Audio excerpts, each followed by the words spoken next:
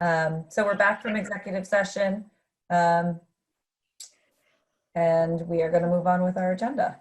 So number 5 on our agenda is just to discuss the 107 Main Street. I understand that there was a community outreach session last week. I unfortunately wasn't able to attend. I understand the residents had some concerns, and I just wanted this to be a conversation about what next steps we might be recommending after that conversation, or any type of educational or outreach programs that might help the project along. So I'd love to hear from people who were actually able to attend in live time. Go ahead, Shelley. I thought there was some confusion on the part of the neighbors about the definition of affordable housing, that maybe we should have clarified before we went into that kind of a meeting with them. They're thinking, you know, John Avalar and Thompson Woods housing, as opposed to what we have in mind, you know. And I think some of their concerns might have been alleviated right before we even got started if that had been clearer to them. So my thought is we probably can start there with educating just the town in general. As we bring up these discussions of potential housing projects, they'll need to have a clearer view of what we mean when we say housing project or affordable housing project. People, you know, raised some good concerns about the effect on the neighborhood and whether the driveway should be on the Quail Hill Road side or on the other side, and they were concerned about things like dumpsters and, you know, additional noise and additional light to their homes. I think all of which were recommended that they write that stuff down and submit it, and I'm assuming they have or will. The presentation, I thought, was they were in favor of doing something positive with the area, you know, with the lot. And I think overall the design was favored, you know, the idea of multiple buildings and that would fit in with the neighborhood view was accepted. There were different suggestions, but overall they seem to be in favor of that. Did anyone else want to add anything? Well, I only listened to the video. I wasn't there live, but I did hear some concerns about the number of units and some concern about the mix. That is, some desire to have more family housing, so not as many one bedrooms. So I did hear that specifically. I also heard that, Marcia, the idea that to incentivize more family type or accommodate more families than the single bedrooms. So just before this meeting, I did look back at our affordable housing study, which I understand that they may not have been aware of at the onset of the meeting. And looking at it, our study really only called for eight family units of the 100 that was recommended over the next 10 years, which, you know, that speaks to what the need is, not necessarily what we may aspire to as a town, or taking a position on who we'd like to try to attract more to the community. So, you know, I think that that's a distinction that needs to be made, and that's also what's driving where we're going with the projects that are coming forward. So perhaps one thing we could do is summarize the summary of the study and distribute it in a way that might be more helpful and more direct. The executive summary, I think is still 10 pages from that housing study. So that was one suggestion I had coming out of the feedback, was to try to educate them on where we're coming from and why we were proposed what we were proposing. And I think at the end, Fran did come on and try to give a background of what we've been doing, because there was an impression with the group that this just came out of nowhere. We just decided to buy this. And why did we decide to buy it? And I think that was a little misleading in terms of what we've been trying to express with, with the town. And once again, does anybody ever read the newspaper? We don't know. But anyway, I just think that they, didn't really understand that this had been a long-term project as opposed to something that just came up today. So I think we need to go back and reaffirm that. My other question is, I think the study is important, and I actually went back and started reading it again. I think there's a lot of things, but in terms of the numbers and the recommendations, that is one point in time. But I think after listening to these people, it made me start thinking about a lot of things, and in terms of what the community thinks that they want at this point in time as well. So I think the study is important as a basis, but I don't think we should be attached to it so much that we don't hear what the people are saying. If we want to have response for, a good response for this project and other projects in the neighborhood. I also felt that by the end, it would seem like, well, whatever you want, come back and tell us. And I think that was sort of the ending of it. And I understand the need for input, but do we have the courage of our convictions that this is a good program, a good project? Because we as the trust, or we as the affordable housing, we thought it was a pretty good project when it was presented. And then by the end of the meeting, I did feel that people saying, well, maybe we'll make 3 little congregate houses, or maybe we'll sell it back to somebody else, or maybe we'll do this, or maybe we'll do that. And I appreciate the idea that people wanted to share their opinions, but as a trust in affordable housing, we have to have something in some ways to say, this is what we believe in, or else where's the leadership, I guess. Yeah, I appreciate your comments, Nancy, and I did appreciate during the meeting, Fran jumping in and alerting people to the fact that this study existed, because I think that, a misstep was not getting some of that information about all the work that had been done previously out to the neighbors, so they had an understanding of that. And I agree that perhaps, getting it, it's certainly not too late. There's going to be a lot in this process. Getting that summary together and maybe even summarizing the summary, if you will. But I think to your point is to getting this in the hands of the people who are going to be affected by this, the public.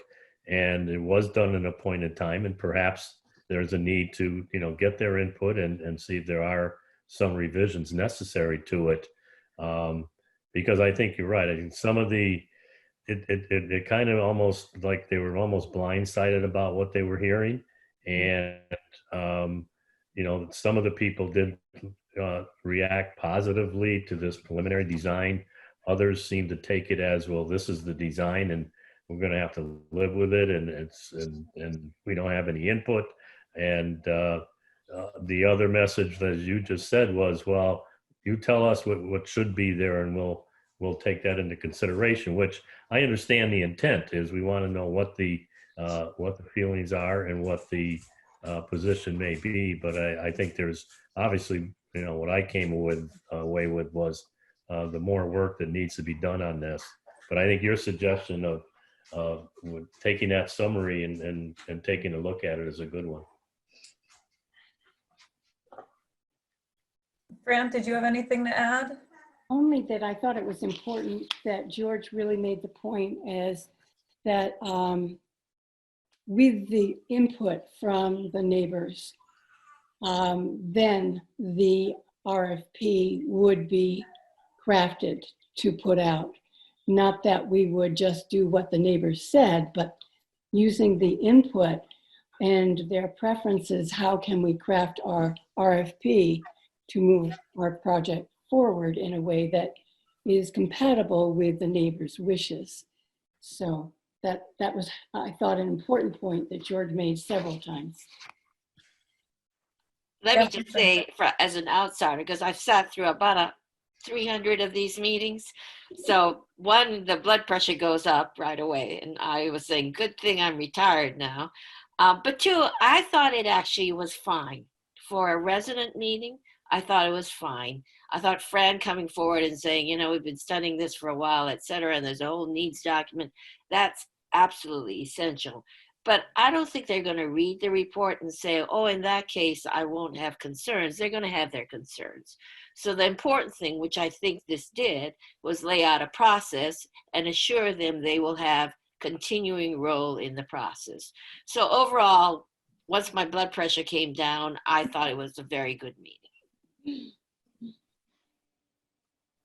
Great, well, thank you. Yeah, Andrea.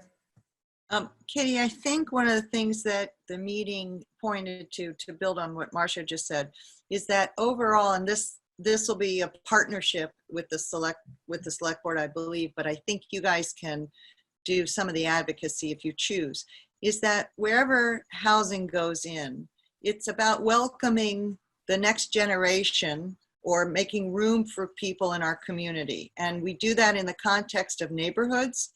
And so if in advocating for housing, there's an awareness that that housing is fitting into and maybe enhancing the capacity of that neighborhood to carry itself forward with new residents, you will automatically set up a conversation in a way that respects, because I heard that abutters were threatened by all kinds of things, property values going down, degrading of the neighborhood, the ambiance. And I think if the committee can advocate from a point of view of respective neighborhoods, I know that the select board is going to be working on wayfinding studies, and the cultural district is going to be building a campaign to identify neighborhoods.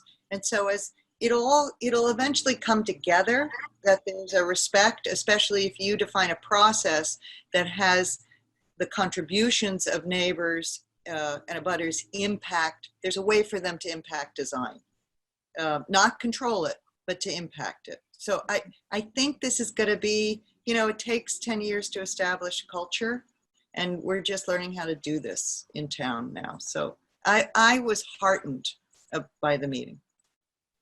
Well, I think I was too, and I thought it opened a window for us as a committee in terms of, that's the reason I went to it initially, was to see what kind of questions came up, what kind of things, because up till now we've been sort of just thinking, what should we do? And I think that if we went through that whole video and went through, I think it would give us an outline of how we could do this even better. And I think that was the purpose of the whole thing. The other piece that I noticed is that we've been looking at that piece from Main Street. We have not been looking at it from behind Main Street, from Quail Road, or Lane, or whatever it was, Quail. And that came very clear that yes, it's a beautiful picture to fill the hole in Main Street. But none of us that I can ever remember talked about how it looked from behind. And so for that, I think it gave us another perspective that we may not have heard about. Yeah. Anyway. Yeah, that's a great thought, Nancy. Thank you for that.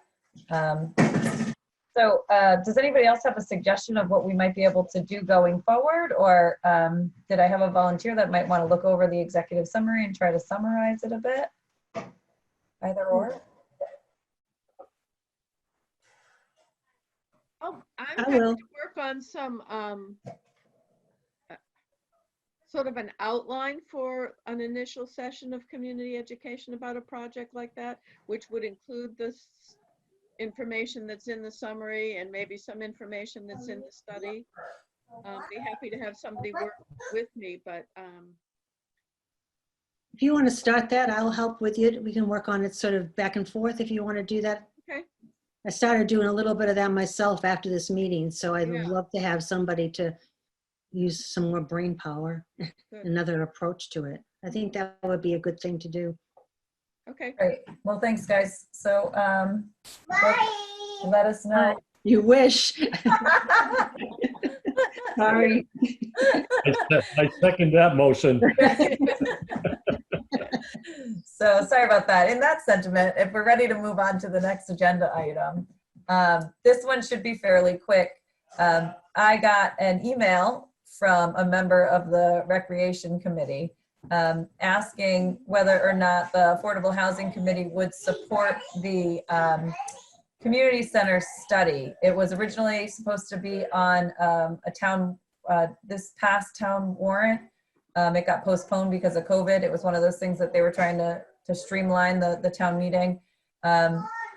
I'm sure I'll get corrected if I'm wrong. I believe it's looking for $75,000 to do a study, a feasibility study of a community center, which would include, currently owned property, reusing a property, or seeking to purchase another one. I will, in all clarity, let you know that my husband was the person who requested the petition be put on the town warrant, but he's also a member of the Recreation Committee, who have now adopted it and are supporting that warrant article, and they voted to request other support from other committees in town. So You looking for a motion to support it? if there is a climate for that with you guys, yes, I was wondering if you would be willing to support that article. I would certainly support the community center feasibility study and any warrants that would begin that process. It's something that we talk about the other needs in our community, and that I believe has been talked about and recognized for a long time. So I'd make a motion to support the community center feasibility study. And just to jump off from there, Bill, the request was if we're willing to support it, willing to write a letter in support to I believe it's the Finance Committee or the Board of Selectmen, which I'm happy to draft if we have the support from the committee. I would add that to the motion if we need to, certainly. Yeah. So as I understand it, Bill's motion is to support the Recreation Committee's request to support the feasibility study and draft a letter to the Board of Selectmen and/or the Finance Committee in support of that.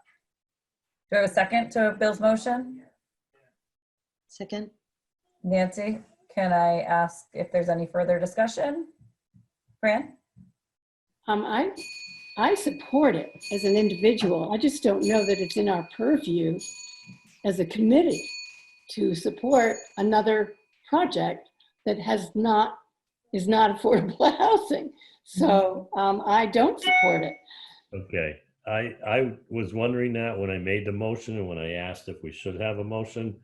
I think my feeling would be that as a committee in town that is looking at one particular aspect of the needs of the town, that it may not be specifically in any of our charges, but I would say that it's within the feasibility of being an active committee looking at a specific need, that we recognize there are other needs that should be addressed in town. So I understand, because as I said, when I was making the motion, I was wondering, I wonder if we're allowed to do that. But I would say in my mind that because of what I stated, that it's within our purview to support other activities in town. Anybody have any other thoughts on that? Is this normally done? I don't know how the town works. I don't know that we've ever been asked to support another committee's agenda item. I can't say that I recall that ever happening. I would share in Bill's thoughts that I think if we're trying to bring more housing to the community, that those individuals are going to need to be served in one way or another, and providing those amenities. And I think it goes to a broader goal of maybe thinking about what we would like our community to look like, and the ability to meet the needs of the individuals we're hoping that are going to be living in affordable housing. So I do think that we can. If I'm wrong, I will obviously let you know that if I hear that in the future. But that was my thought in putting it on the agenda today. Yes, Andrea. I can tell you that the planning board is often asked to endorse things that are not within, the planning board has a bigger purview, but we have been asked to, for instance, support complete streets or do other things, letters of support. So to Fran's point, I don't know what the charter says on that, but you could err on, it's an infrastructure investment that impacts other capacities, to Bill's points. So you can ask for forgiveness or permission. You guys are your own committee, right? Any other comments on it? I think I'm taking back my second because now I don't understand what we're doing. So motion is still on the floor because I'm not sure I know where we're going with this.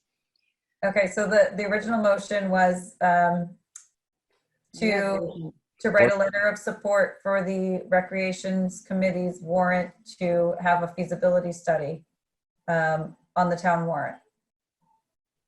That was Bill's motion. That's the one on the floor. Is there a second to that motion?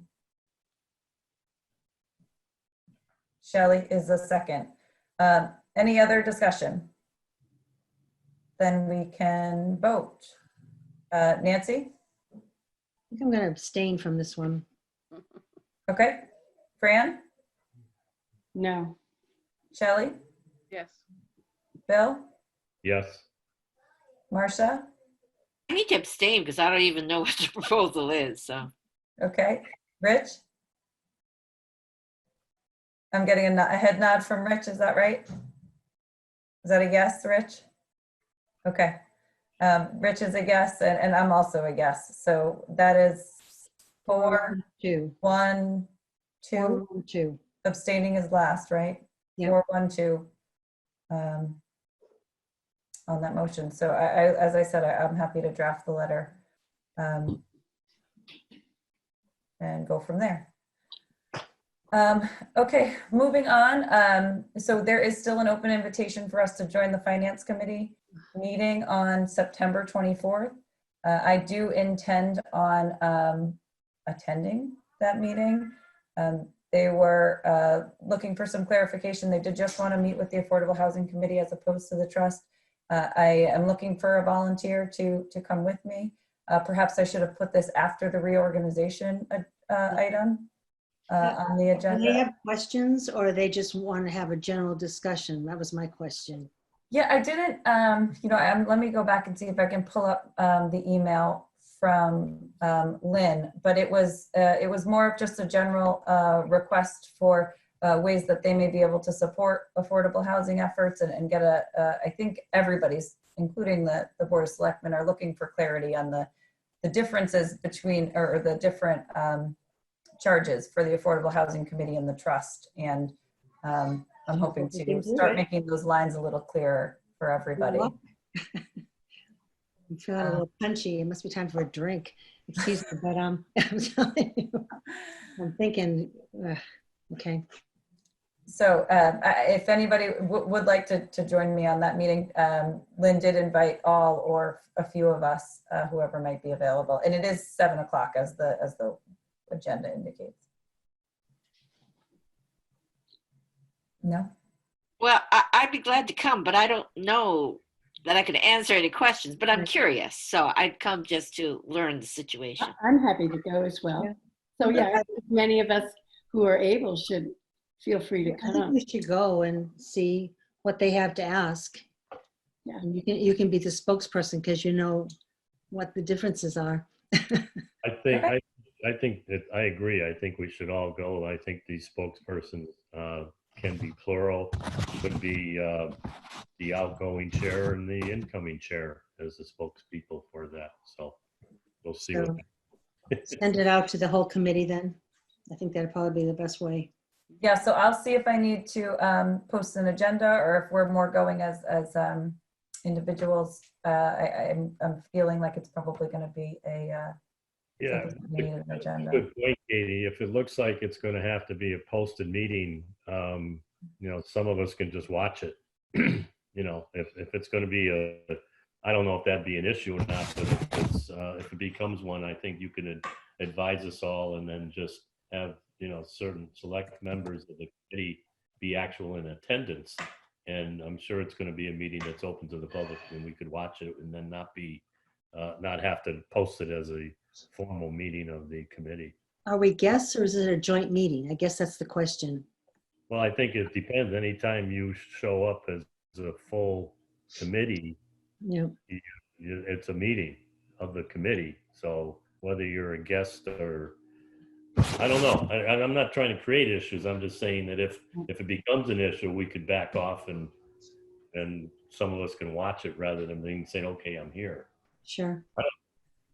Katie, that's something maybe you could talk to Lynn Talk about. to Lynn about it. Yeah, I will. I'll obviously talk to Lynn again. I was just reviewing the email. It was more of, just an update and to let them know where we're at. And again, the differences between the trust and the committee and our separate roles as they are. So I will talk to her and I'll let you all know where we go from there. But if you're available, great. Yeah.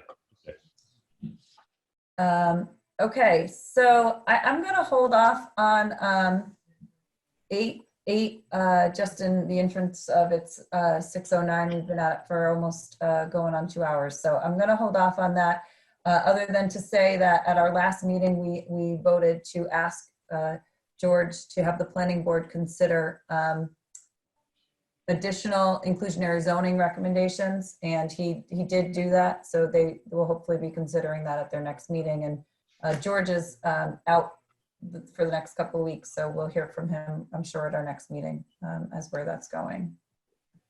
I'm going to leave it to Fran and Andrea where they want to go. We had them on the agenda, and again, this agenda was before we had the executive session in mind, to talk about some of the ideas we had for our initiatives going forward. So do you guys want to address them now, or did you want to wait for a time that we might have more of a discussion? Go ahead, Fran. I'm happy to talk about what my assignment was briefly, and then I think we will want more conversation about these issues because we were talking about the Penrose project in Auburn, which was a mixed income housing project that I had brought up at our last meeting. And I was invited by the group to be in touch with Charlie Adams around the financing of a mixed use project. And subsequently, in speaking with George, became obvious that Penrose and Cape Cod 5 were actively talking, and we thought, George and I, that it would be better for me not to be in touch with Charlie Adams at that point in time, let all the negotiations proceed. So I did not. On the other hand, what I did was I studied a little bit about the history of financing affordable housing, and which I thought I might share with you. And that I have to say I have a in-house tutor on this, but I've also been reading this book, which might be of interest to other people. It's called The Color of Law. And it is about, it's by Richard Rothstein, and it's about the history of housing in our country. And so that really piqued my interest. And so those are my two sources here. So I'm going to talk about different phases that housing has gone through and financing of affordable housing. And the first phase begins in around 1936 with the Federal Housing Act that occurred during the Depression. And essentially that act provided 100% funding for housing for 100% low-income people. And so there were projects that were created where other people lived, and they were segregated by government action according to race, that Black people could live in one housing development project, white people could live in another housing project. And that was all set up by our government and followed with the banking and insurance regulations that reinforced that segregated housing. Phase 2, in the 50s, the urban renewal came in, and it was using municipal power to take sites from the private sector into the public sector. And during that urban renewal process, private sector monies began to be involved in the production of affordable housing, and that the government encouraged private sector monies coming in by giving tax incentives in low interest rates. So now we have a combination of 100% government financing, and we have low interest rates bringing in private funding. It was still segregated in the 50s. However, you remember, of course, in the 60s, we have the Civil Rights Act, and it became illegal to segregate neighborhoods and segregate housing by race. And it isn't that it stopped immediately, but at least it became illegal officially. So then we move on to the 70s and the 80s in the Reagan years, and there were grant subsidies that were replaced by investment tax credits. And we're much more familiar with the investment tax credit financing function. So now you have government is not appropriating money, but now they have begun this program where if private people buy tax credits, they can reduce their tax burden. And so it brought in a broader range of incomes up to 100% of AMI, as opposed to 80% of, up to 80% of AMI. And now moving to what I would call phase 4, but more currently, there are not new programs per se, but there's a new way of looking at creative financing opportunities that also includes looking at social issues. And so when I was looking up Penrose, I found that Penrose has a number of projects that are mixed income projects. And one in Auburn, which was a senior housing development, which includes a mixture of totally 55 units with studio, 1 and 2 bedroom apartments. 80% of the units will be for seniors at below 60% AMI. An additional 20% of the units will be available at market rate.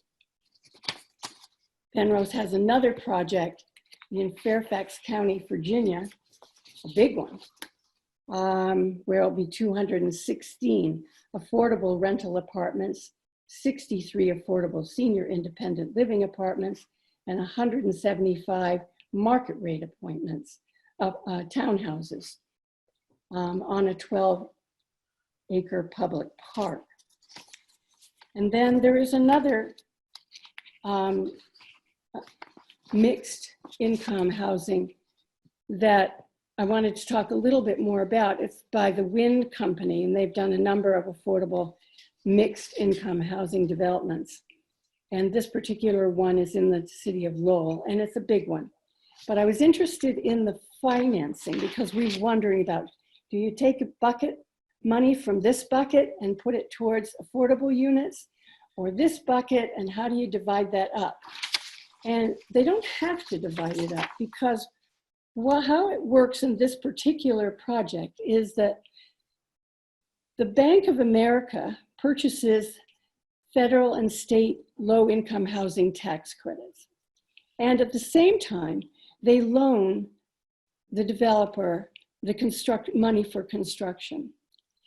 And so it's not a subsidy for a certain number of units, but what it is that if there are mixed income, either units for sale or for rent, the folks that those units bring in more money than they would get if it was 100% affordable.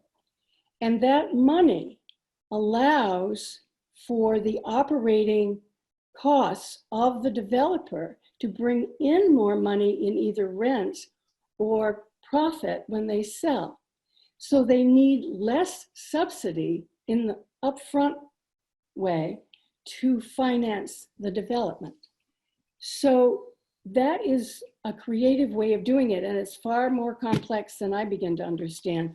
But I think that it bypasses our discussion about buckets of money and how one can create housing for people who don't fit in our purview of financing affordable housing with up to 100% AMI, but certainly can fulfill a need for people who make greater than 100% AMI and for whom there is no stock for either rent and very little stock for purchase, which I think we have talked about. Should we worry about finding out a way to help this population? Well, not directly, but I think the very fact that we can provide affordable housing and that developers can look at new and creative ways of financing that affordable housing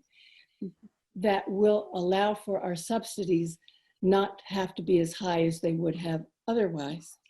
And I think just in terms of social justice, that we need as a committee and as a town to have conversation about how do we want our affordable housing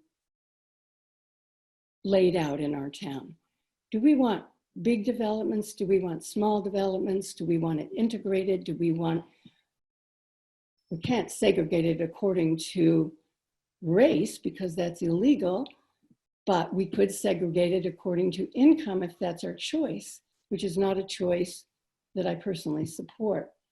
So this is just an invitation for that conversation going forward.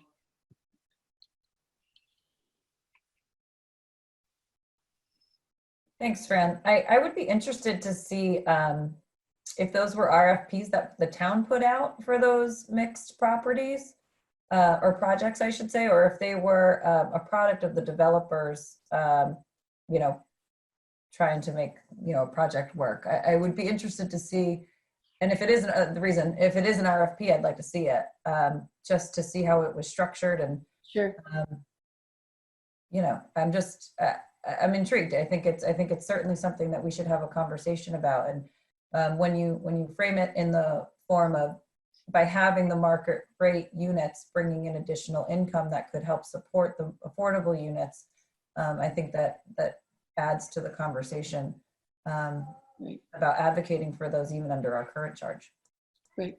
So I'm happy to, well, it won't be me, but perhaps we should revisit this at another agenda item in the future if we're able to nail it down. So take a look at the RFP and see how it's done in other towns. Just for information. If I can just offer, and I'll be glad to do some research too, the projects that I've been involved with usually did involve nonprofit housing developers that usually brought in a range of resources.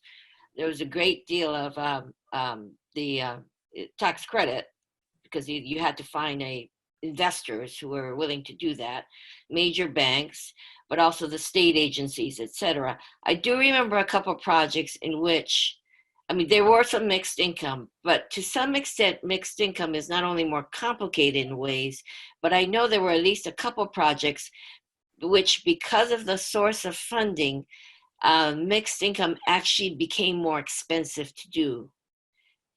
There is more rent coming in, maybe, depending on what the rent subsidies are for the subsidized units.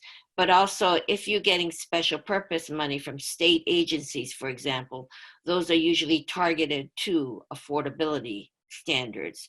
So I remember a couple of projects in which introducing middle income residents actually made the project less profitable, which is interesting that that would be the case, but it's the complications of how the various sources are mixed up together and go out in the investment market and grab state money from this and national board for this, etc. So it's often very complicated and sometimes counterintuitive. Well, Marcia, anything you have from your experience that could add to the conversation, we'd obviously like to know about. Sure. Yeah, I didn't realize Penrose is down in Fairfax County, so I do remember at Penrose, so I'll have to look them up and see if the same people that was involved in Arlington projects. There was a Penrose involved in a couple. Yeah, I mean, I think that the purpose of this was to get a better education about how we could, or if we should, support mixed income development, and if so, how to do so. So, Fran, I appreciate the background and the information you have, and I think it is a conversation we should continue to have going forward.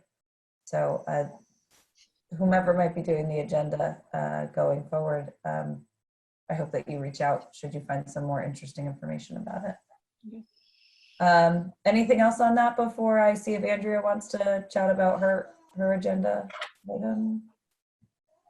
Okay, Andrea? I very respectfully would like to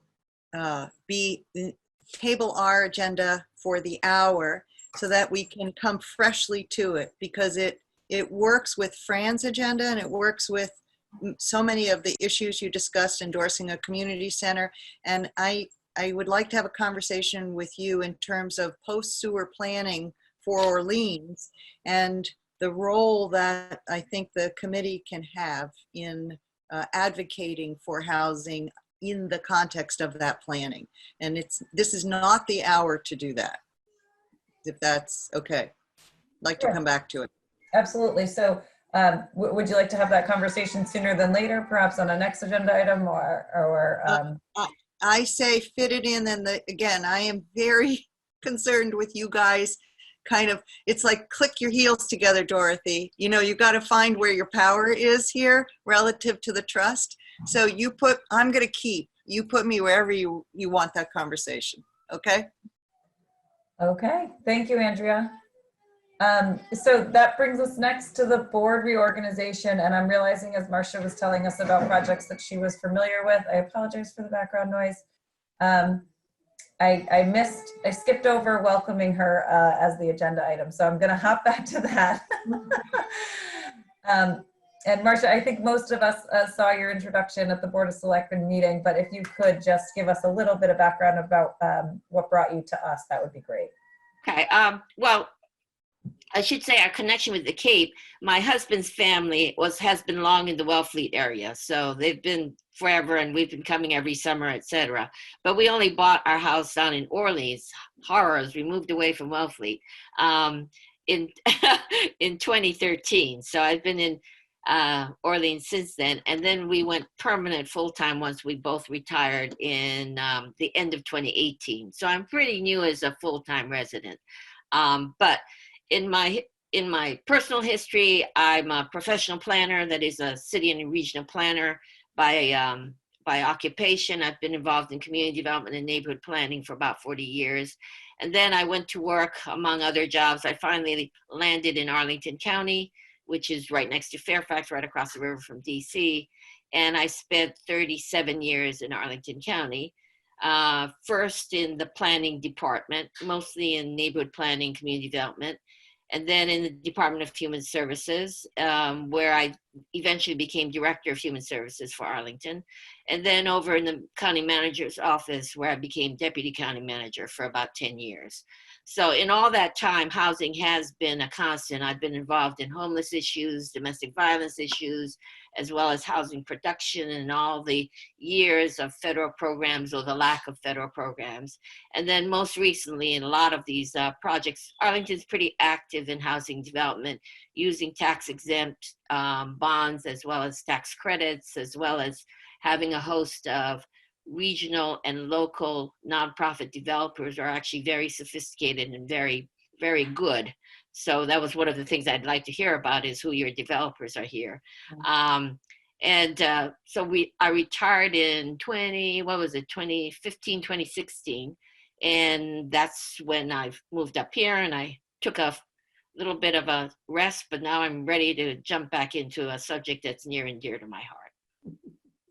Well, thanks, Marcia, and we're so happy to have you and all that experience. So we appreciate you taking the time to join our committee. And with that in mind, we are looking at a reorganization of our committee. I am looking to step down as the chair, and I am hoping that I have some members who may be willing to step up to a position as chair, vice chair, and perhaps reorganization of the clerk role. So do I have any comments on the reorganization? Shelley? Question, are you staying on the trust?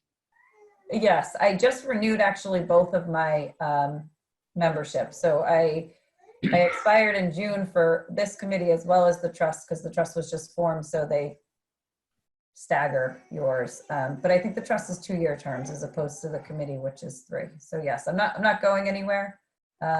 Just with the new addition coming, I'm just looking to take a slightly less active chair role. Bill, I saw you take it off mute. Go ahead. I'd like to first of all welcome Marcia, and just before even her introduction, it was apparent from her contributions during our meeting, our long meeting tonight, to get an opportunity. She is going to be welcome because she's going to be a great addition with a lot of expertise and a lot of knowledge, and I look forward to working with her. And this may not be the time, but to thank you, Katie, for your service to this committee. And, I'm so glad. I mean, all of us were concerned and saying, what's that really mean? But you have committed. You're on record now of committing for at least the rest of your term. So having said all that, I would like to nominate Nancy Wren as chair of this committee going forward. Great, I appreciate the nomination. Nancy, are you willing to accept that nomination as chair? Yes. Great. I would just be looking for a motion and a second, and hopefully a vote to appoint Nancy, unless there's anyone else who would like to contend with her position as chair. It's fine. Go right ahead. I'm Okay. sorry, I thought I made it in the form of a motion, but if I didn't, I will make it in the form of a motion. And I will also ask that the motion include, we close off further nominations to as chair. Jeez. Thanks, Bill. So we have a motion to elect Nancy as the chair of the Affordable Housing Committee. Do I have a second? Oh, did you want to do something, say something? Or Shelley had raised her hand. I was just going to second it. Oh, okay. Shelley is a second. Any other discussion? Let's have a vote then. Nancy, I'll let you vote first. Yes. Fran, Yes. Shelley, Yes. Bill, Yes. Marcia, Yes. Richard. Yes. Thanks, Rich. And being that Nancy is taking over the chair, I do have a nomination to make for clerk, but maybe we'll touch on the vice chair role and then do the clerk's role. Did I have a nomination? Or I'm going to open nominations for the vice chair role. I was going to nominate Bill Stocker for the vice chair. This sounds like something. Can you do? But I don't want to take it away from you either, Katie. So we talked about this a little bit, but decided to nominate Bill Stocker for vice chair. Second. Second, any further discussion on the nomination and motion to appoint Bill as our vice chair? Great. All those in favor, Nancy? Yes. Fran? Yes. Shelley? Yes. Bill? Yes. Marcia? Yes. Rich? Yes. And I'm also a yes. And then lastly, we did need to fill Nancy's role that was, I think, only interim as it was, or acting clerk. And I think Rich may be willing to accept a nomination and appointment to the clerk position. So do I have a motion for that? So moved. Thanks, Fran. Second. Second. Any further discussion? Let's vote. Nancy? Yes. Fran? Yes. Shelley? Yes. Bill? Yes. Marcia? Yes. Rich? Accepted. Thank you. And I'm also a yes. All right. Great. Well, thank you guys. I appreciate you all stepping up into the new roles, and feel free to reach out with questions. And thank you for your support for this. I will need all of you in order to make this a successful transition. So let's not, we'll all do this together. Thank you for stepping forward, Nancy. Okay. You're welcome. And last thing is to approve our minutes from July 21st and August 4th. Since we're doing it by roll call, I'm going to do them together unless there's any amendments that anybody would like to make to those minutes. Okay, do I have a motion to approve? I'll move. Second, Second. Rich? Stretch. Nancy, I'm sorry, let's vote. Nancy, Yes. Fran, Yes. Shelley, Yes. Bill, Yes. Marcia. Let me abstain since I wasn't there. Okay, on either? No, No. Okay, my first meeting. okay, and Rich. Yes. Okay, and I'm also a yes. Okay. So what's that? 601. All right. So thank you guys. That was a long meeting. I appreciate all of your attention. And as things are breaking down at my house, I am going to close it out. Our Thank next you, meeting is Katie. October 6th. Bye, guys. Thank you. Bye. Bye. Bye. Thank Bye. you. Katie. Thanks, everybody.